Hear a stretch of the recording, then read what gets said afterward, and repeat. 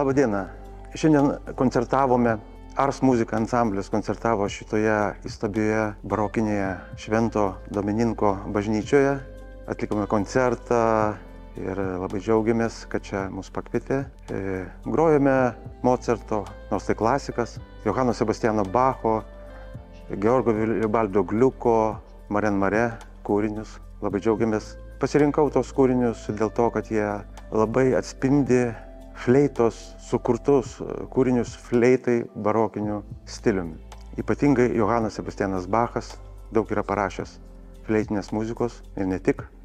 Taip pat Georgas Vilibaldas Gliukas sukūręs įstabią Orfėjo melodiją ir Maren Mare foliją temą su variacijomis. Tai pasirinkau šitos kūrinius vien dėl to, kad pademonstruoti barokinių kompozitorių fleitos meną. Ansamblis Ars Musica reziduoja Vilniuje.